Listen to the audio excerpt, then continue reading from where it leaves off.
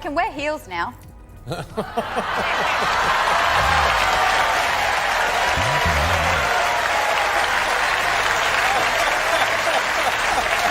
on. He didn't post a press note. He didn't sit for a tell-all. He let one careful sentence slip while talking about the past, and it landed like a thunderclap across a brand new headline. Nicole Kidman is divorcing Keith Urban. After years of airtight quiet, Tom Cruise finally let Nicole's name back into the air, and the internet treated that single breath like a siren. The remark itself was plain, professional, a line you'd expect to find buried mid-interview.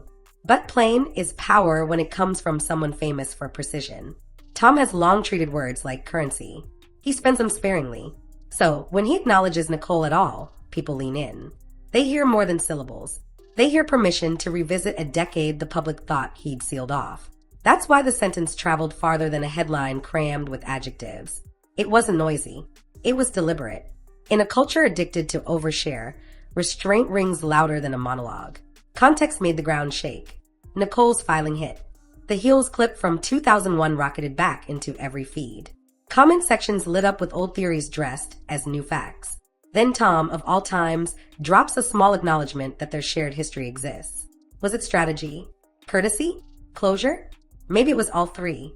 The point is the clock on the wall. You can say very little and still say it at the exact moment when a whisper becomes a statement. That's not accident. That's timing. And timing is how public figures communicate without launching a press tour. Here's where Nicole and Keith's divorce gets real.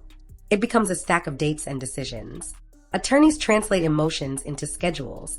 School calendars, holidays, touring blocks, and filming windows get laid out like puzzle pieces.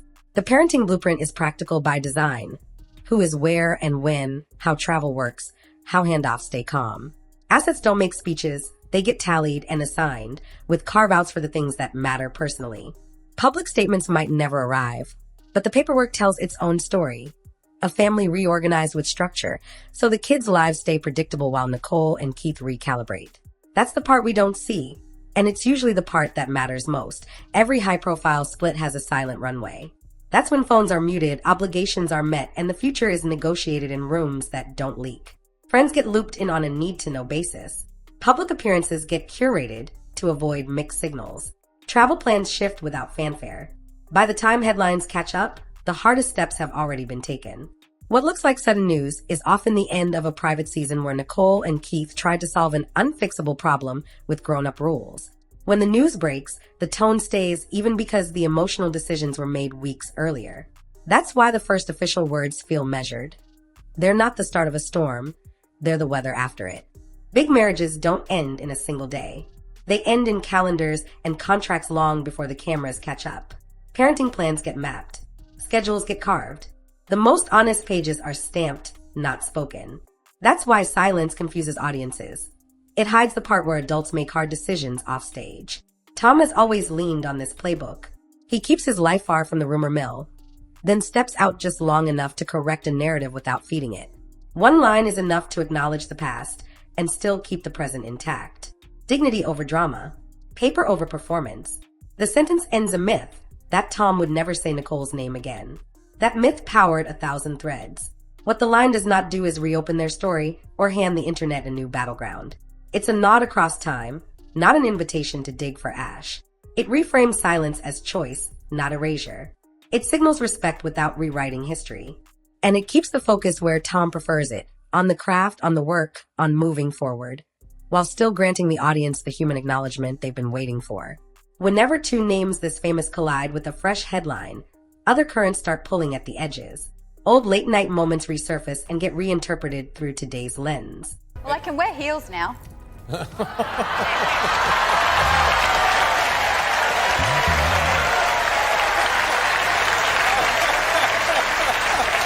on. Touring calendars and filming schedules become proxies for emotional distance. Friends, colleagues, and industry watchers read body language in red carpet photos. That noise can bury the simple truth. Sometimes a measured sentence is just that, a measured sentence. It can honor a shared past. It can keep the temperature down. It can protect families who didn't choose the spotlight. Explanations don't always need exclamation points to matter. Before Nicole's new chapter, Tom's relationships had already been weighed in public. His marriage to Mimi Rogers set the table. Two driven people, different velocities, a clean break that left more questions than answers. With Nicole, the bond spanned a decade, co-starring roles, and a world that watched every frame. The end arrived fast from the outside, and gradually from within, the way long stories usually do. Years later, he married Katie Holmes with fireworks and daytime TV declarations. That union closed in quiet, with practical arrangements taking the lead. Across these chapters, Tom's pattern is consistent. Tight control, minimal commentary, quick pivots back to the work. When he finally mentions Nicole now, it fits that pattern. It's brief, measured, and designed to steady, not stir. Nicole's story of love is also a story of growth. Long before Keith, she married Tom Cruise, built a decade of shared work and scrutiny, and learned how quickly private life becomes public property. In the years after, she was engaged to Lenny Kravitz, a connection that signaled a different rhythm. Music, New York, a quieter orbit, before life pulled in a new direction. Through every chapter, Nicole didn't trade in confessions. She adjusted, worked, and kept moving. The post-breakup arcs are striking for their steadiness, a recommitment to craft, family anchored first, and a refusal to let the internet define the lesson. Every goodbye sharpened the same skill, standing at full height, calmly. That's why an old 6-word quip still resonates. It's not a jab at anyone. It's a thesis about taking up space after you've learned how easily it can be taken away. Keith's history reads like the itinerary of a life lived on stage. Tour buses, studio deadlines, stadium lights that blur into one long night. Before and during his years with Nicole, the music never stopped and the calendar rarely forgave. Before Nicole, Keith was linked to model Nikki Taylor, a relationship that lived in the glare and the grind. Past connections tended to fade under distance and duty. The schedule always won. With Nicole, the romance felt like a refuge and a collaboration, two careers trying to share one compass. When endings come for touring artists, they arrive in logistics first. Separate travel, mismatched time zones, a home base that becomes a hub instead of a life. The public moment is the headline. The real moment is a decision made quietly and honored in writing. Keith's chapter closes like that. Soft edges, limited words, responsibilities spelled out with care. Nicole and Keith met in 2005 at the Day LA event, two Australians a long way from home, sharing a handshake that felt like a plot twist. The first months were old-fashioned courtship. Phone calls, long drives, low-profile dinners that let them breathe outside the flash. By late 2005, they were inseparable, the kind of pair that made red carpets look quieter, not louder. On June 25th, 2006, in Sydney, they married at Cardinal Soretti Memorial Chapel.